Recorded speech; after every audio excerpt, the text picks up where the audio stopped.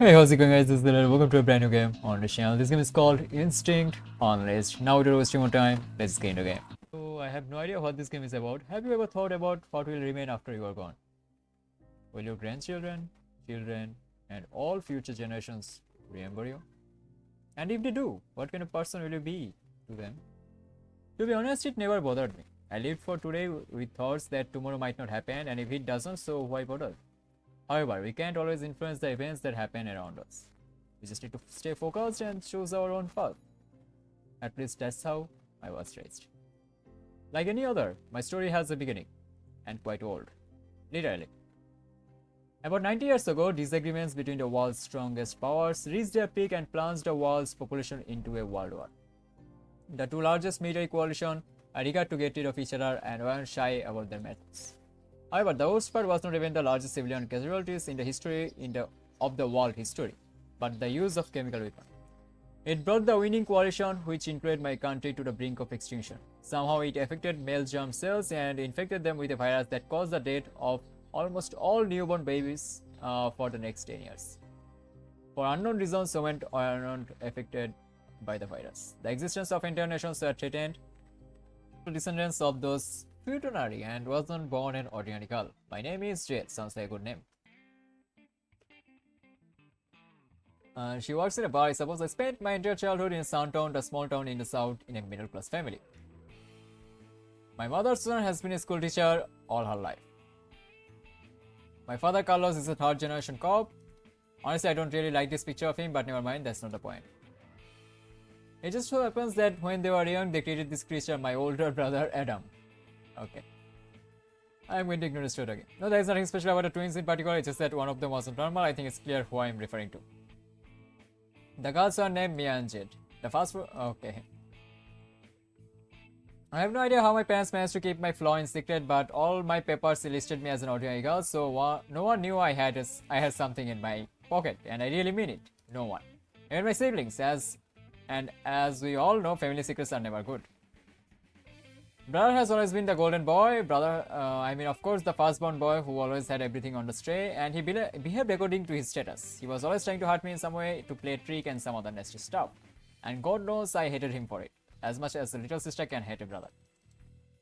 She was obedient, polite, so to speak, a perfect mommy's girl. Speaking of Mia, you know when they say your twin is the closest person in the world? Well, it's not about us. There was a time when we were close, sharing the most intimate moments, but to be honest, now I feel like it was a lifetime ago. Having secrets, avoiding the simplest answers created such a huge gap between us that one day we just had nothing to talk about. And yeah, that is different. Probably the only person with whom I always had something in common. He was my mentor, my friend, my rock. Seeing me struggling, he taught me self-defense and told me it would come in handy in the future. That the two, I just decided to stay out of sight and spend it with my best friend Nathan. Okay, she has a best friend. And I have no idea who we are talking about. We are going to ignore. It's alright. No, he didn't get what he wanted. However, thanks to him, I learned not to trust people, to respect the host. Okay, something happened, I assume. Just look at this cute little pie. Oh, so we have a cute girl in here. What is such a cute girl in an evening dress doing alone in a bar in the evening? Oh yes, the no-show date. I would like to take a look at the person who kept this lovely creature waiting. I'm surprised I didn't notice her earlier. No, that's not good. There will be clouds over her soon. I think it's time to cheer her up a bit. I hope she's in the mood for a little chat. Rough day? Excuse me, are you talking to me? This is your second drink. You sit down in the bar in a beautiful dress and occasionally look at the door. Obviously, the evening didn't go as planned. You are very observant. So it's just a bad habit that can be useful at work sometimes, and sometimes I just have nothing to do. You can tell me if you want. Is it true what they say about bartenders being the best therapist?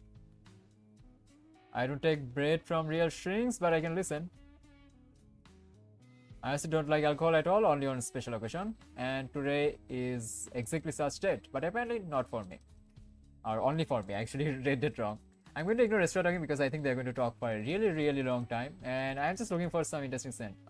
It's Blair. Give me your hand and listen to what I have to say. You're the most beautiful and sweetest thing that has crossed this threshold of this bar in a very long time. And if your boyfriend's not here right now, it's definitely not your fault. Women need to be conquered, and if your boyfriend can do it, there is always someone who can. Trust me, I can definitely tell you that you are worthy of being conquered. Every single day. Wow, I didn't expect her to say that.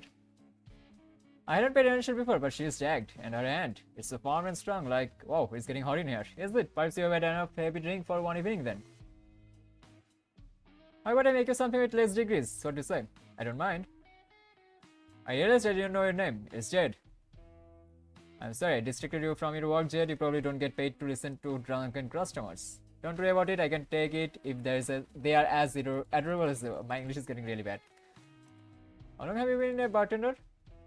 Ever since I started living alone, almost 8 years now. Do you like it? That's what I'm good at, I guess. This is the gym. Okay, ignore restaurant talking. Oh, she is really good looking, man. Blair, how about in 10 minutes when my shift is over, you go to my place and I make up for all the omissions of your negligent boyfriend? I didn't expect you to invite me. I mean, yeah, she's thinking. Blair, calm down, I'm not forcing you. Never do something you don't want to, especially when it comes to stuff like those. Let's make a deal. If in 10 minutes when I leave the bar and you are gone, we'll forget everything. But if you are there, I promise you won't regret a single second you spend with me. Okay, so I think I'm going to end this episode here because this seems like a really fun game, and I think there is a story involved as well, so we're going to find it out in the future episode. So for now, that's it. I'll see you guys next time with something much more interesting. Till then, goodbye, Sarah. Have a nice day. Tata.